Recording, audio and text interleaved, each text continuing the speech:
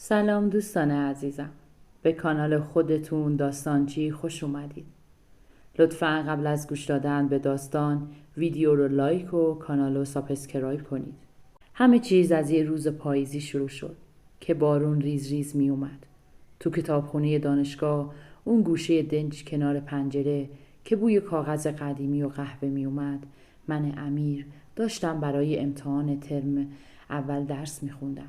اما ذهنم هزار جا بود. از صبح احساس عجیبی داشتم، مثل این که قراره یه اتفاق مهم برام بیفته. یهو چشمم افتاد به دختری که اون طرف میز نشسته بود. چه دختری بود! موهای مشکی بلندش مثل ابریشم رو شونهاش ریخته بود و یه تیکه از موهاش جلوی صورتش اومده بود و اون پشت عینک ته استکانی بزرگش چشمای بادامی درشتی داشت که با تمرکز عجیبی داشت روی کتابش خم شده بود. لباس ساده‌ای تنش بود، یه بلوز سفید و یه شلوار جین. اما یه جورایی تو اون سادگی از همه دخترای کتابخونه قشنگتر به نظر می رسید. دستشو برداشت و اون موهاشو زد پشت گوشش. همین حرکت ساده دلمو لرزون. نمیدونستم چرا. ساعتها گذشت. من اصلا نتونستم درس بخونم. هر چند دقیقه یک بار چک می کردم ببینم هنوز اونجاست یا نه. یه بار کتابش رو بست، عینکش رو گذاشت روی میز و چشماش رو مالید. چشمای قهوه‌ای روشنش حتی از این نزدیکتر قشنگتر بودن. بعد یه نگاه سرسری به دور و بر انداخت و نگاهش به من خورد. سری سرم رو پایین انداختم. قلبم تون تون میزد. خجالت میکشیدم. مگه من کیم؟ یه پسر معمولی از یه خانواده متوسط. پدرم کارمند بازنشسته بانک و مادرم معلم. ما که اشراف زاده نبودیم. دخترایی مثل اون معمولا با پسرایی مثل من برخورد نمی‌کنن. اما یه چیزی منو مجبور کرد دوباره نگاه کنم. داشت کتاباشو جمع می‌کرد که یه دفترچه از لای کتاباش لغزید و افتاد روی زمین، دقیقاً نزدیک پای من. فرصت رو از دست ندادم. بلند شدم و دفترچه رو برداشتم و دستم می‌لرزید. رفتم سمتش. بوی عطر ملایمی ازش میومد، بوی یاس. ببخشید، مال شماست. سرشو بلند کرد و به من نگاه کرد. یه لبخند کوچیک رو لبش نشست. آره مرسی. صداش چه صدای قشنگی بود، نرم و آروم. دستمو دراز کردم که دفترچه رو بدم. دیدم روی جلدش اسمی نوشته، نیکا رحمانی. اسمش هم قشنگ بود. یه جرأتی کردم و گفتم من امیرم، امیر حسینی. گفت خوشبختم. همین رو که گفت دوباره مشغول جمع کردن وسیله‌اش شد. میخواست بره. دل تو دلم نبود بذارم بره. یهویی زبونم باز شد. راستی شما مهندسی صنایع میخونین؟ اون کتابش اصول مدیریت صنعتی بود. نگاهم کرد. کمی تعجب کرد. آره، ترم چندمی شما؟ منم مهندس مکانیک ترم دوم. همین شد شروع یه گفتگوی کوتاه. 5 دقیقه بیشتر صحبت نکردیم. اما اون 5 دقیقه برام مثل 5 ساعت گذشت. معلوم شد چند تا درس مشترک داریم. وقتی داشت میرفت یه لحظه مکث کرد و گفت امتحانات موفق باشی امیر. اون شب نتونستم بخوابم. تصویر چشمای بادامیش، صدای آرومش، بوی عطرش، همه چیز ذهنمو پر کرده بود. فرداش دوباره رفتم کتابخونه همونجا، اما اون نبود. قصه دار شدم. تا یه هفته بعد هر روز میرفتم اما خبری نبود. داشتم فکر میکردم شاید فقط یه خیال بود، یه خواب بود. تا اینکه یه روز تو بوفه دانشگاه دیدمش. داشت با دوستاش صحبت میکرد و میخندید. صداش کردن نیکا. برگشت. صورتش سرخ شده بود. امیر سلام. همین که اسممو به خاطر داشت دلم پر میزد. رفتم پیشش. دوستاش یه نگاهی به من انداختن و بعد با چشمک رفتن. خجالت کشیدم. نیکا گفت راستی اون کتاب اصول مدیریت که گفتی اگه میخوای میتونی از من امانت بگیری. من تمومش کردم. بهونه خوبی بود برای دوباره دیدنش. قرار گذاشتیم فردا کتابخونه همدیگر رو ببینیم. از همون فردا روزهام رنگ بوی جدیدی گرفت. هر روز به بهونه‌ای میدیدمش. اولش کلی خجالت میکشیدم. خودم رو میزدم به کوچه علی چپ. میترسیدم بفهمه دوستش دارم. ولی اون همیشه خوب و گرم برخورد میکرد. یه روز بارونی داشتم از کتابخونه بیرون میومدم. دیدم اون هم ایستاده زیر سایبون. منتظر بود بارون کم بشه. کیف دستی کوچیکشو گرفته بود و به بارون نگاه میکرد. رفتم کنارش. گفتم چتر داری؟ گفت نه، فکر نمیکردم بارون بیاد. گفتم اگه اجازه بدی. چترم رو بالای سرش گرفتم. میتونم همراهیتون کنم تا ایستگاه؟ لبخند زد و چشماش برق میزد. ممنونم، خیلی لطف داری. توی اون مسیر 10 دقیقه‌ای نزدیکترین فاصله‌مون تا اون ایستگاه بود. بوی خیس شدن زمین و عطرش با هم می اومد. دستشو گذاشته بود روی سینه‌اش. کیفشو محکم گرفته بود. یهویی پاش لیز خورد و من سری بازومو دور کمرش حلقه کردم. برای یک لحظه تنش به من چسبید. هر دومون سرخ شدیم. من دستمو پس کشیدم، اما اون گرمای بدنش تا آخر راه روی دستم موند. وقتی رسیدیم ایستگاه نفس میزد. گفت مرسی، واقعا. گفتم خواهش میکنم. گفت امیر فردا هم میای کتابخونه؟ گفتم حتما. از اون روز به بعد انگار یه چیز غیر رسمی بینمون شکل گرفت. هر روز همدیگر رو میدیدیم. کم کم فهمیدم خانواده‌اش پول دارن. پدرش صاحب یه شرکت بزرگه، اما خودش اصلا مغرور نبود. برعکس همیشه میگفت ثروت پدرم مال خودشه. من میخوام روی پای خودم وایسم. منم کم کم جرأت پیدا کردم. یه روز که داشتیم توی حیاط دانشگاه قدم میزدیم، زیر یه درخت چنار ایستادیم. برگ‌های زرد میریختن. دستم میلرزید. گفتم نیکا، من خیلی دوست دارم باهات وقت بگذرونم. نگاهم کرد، چشماش نم شده بود. اونم گفت منم همینطور امیر. منظورم اینه که بیشتر از یه دوست معمولی. سکوت کرد. دلم داشت میریخت تو سینم. بعد یه لبخند کوچیک زد و آروم گفت منم همین احساسو دارم. اون 3 کلمه زندگیمو عوض کرد. از خوشحالی فریاد میزدم، اما میترسیدم خانواده‌اش قبول نکنن. وقتی به مادرم گفتم رنگ از رخسارش پرید. پسرم مگه امکان داره؟ خانواده رحمانی اونا دنبال یه آدم پرپول و اسمرس دارن، نه یه پسر ساده مثل ما. اما عشق به حرف گوش نمیده. 1 سال مخفیانه با هم ارتباطمون رو حفظ کردیم. قرارهای مخفی میذاشتیم، پارکای دور افتاده، کافی شاپ‌های کوچیک. هر بار که میدیدمش دنیام قشنگ میشد. یادم یه بار مریض شده بود و تو خونه بستری بود. من با کلی دردسر خودم رو رسوندم دم خونه‌شون. یه دسته گل کوچیک و یه جعبه شکلات که دوست داشت براش خریدم. نمیتونستم برم بالا، پس به خدمتکارش دادم. بعدش بهم زنگ زد و صداش میلرزید از گریه. میگفت امیر ممنونم بابت دسته گلت، مرسی، من عاشق گلم. همین چیزای کوچیک دل من و اون رو به هم نزدیک‌تر میکرد، تا اینکه بالاخره مجبور شدیم به خانواده‌اش بگیم. روزی که منو برد پیش پدرش، داشتم از استرس میمردم. آقای رحمانی مرد جدی و باوقاری بود. تو اتاق کار بزرگش نشسته بود و من رو از سر تا پا برانداز میکرد. شما پسر آقای حسینی هستین، کارمند بانک؟ گفتم بله آقا. گفت خودت چه کاره‌ای؟ گفتم دانشجو هستم، مهندس مکانیک. قصد دارم بعد از فارغ التحصیلی یه دفتر مهندسی بزنم. سکوت سنگینی حاکم شد. بعد گفت نیکا تک دخترمه، اون آینده درخشانی داره. من نمیخوام با یه آدم معمولی ازدواج کنه. دلم شکست. اما نیکا که تو اتاق بود شنید و وارد شد و با قاطعیتی که تا اون روز ازش ندیده بودم گفت بابا، امیر آدم معمولی نیست، باهوشه، سخت‌کوشه، قلبش پر از مهربونیه، من اون رو دوست دارم. این رو گفت و من اون صحنه رو هیچ وقت فراموش نمی‌کنم. پدرش مخالفت کرد، اما مقاومت نیکا اونقدر زیاد بود که آخرش تسلیم شد.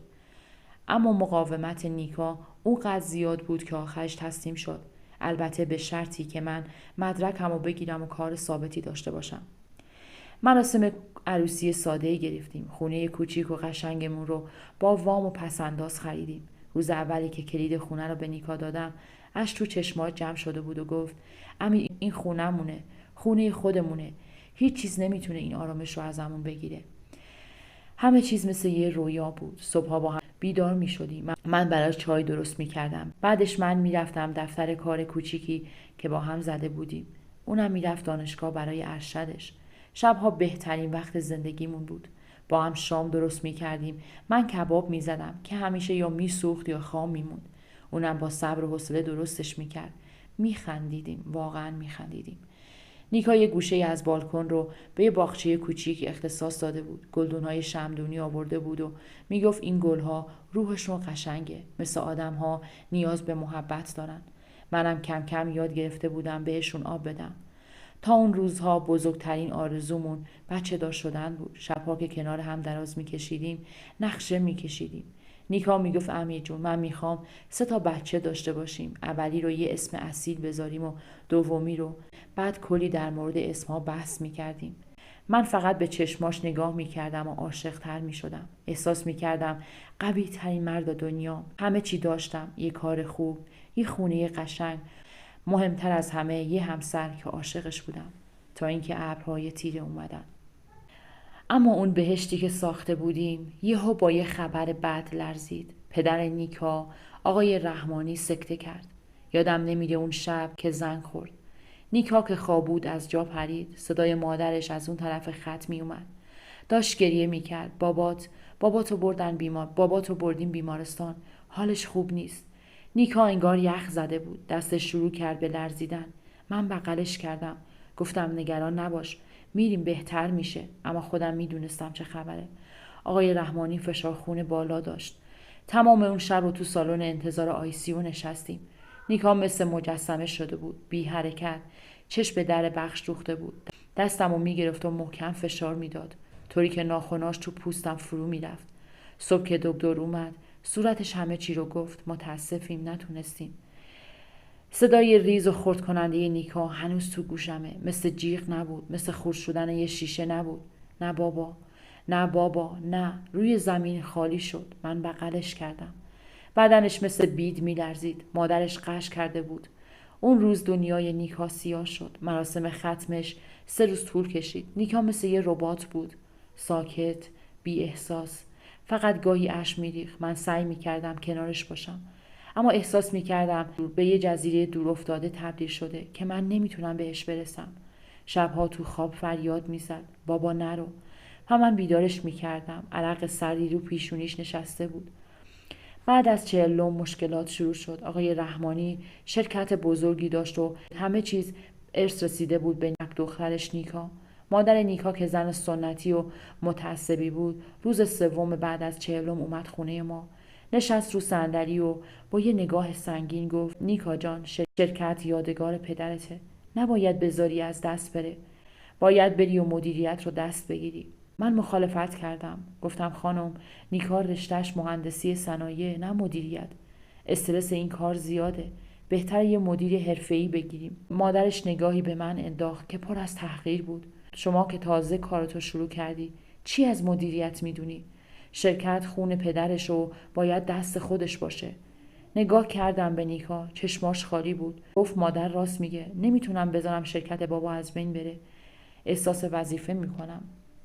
همین جمله شروع یه زندگی جدید بود. نیکا آروم آروم وارد دنیایی شد که براش غریب بود. دنیای قراردادهای پیچیده، جلسات بیپایان، چانه زنی با آدم‌ها که میخواستن این دختر جوان رو تحویل نگیرن. اولش با انرژی میرفت. صبح زود بیدار میشد و لباس رسمی میپوشید که برازندش بود. اما تو چشماش ترس بود. من بهش میگفتم نیکا جون اگه خسته‌ای بیا استراحت کن. جواب میداد نباید قوی باشم.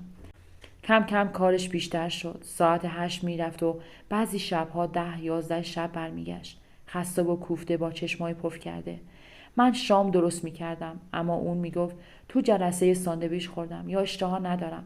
غذای من سر روی میز میموند.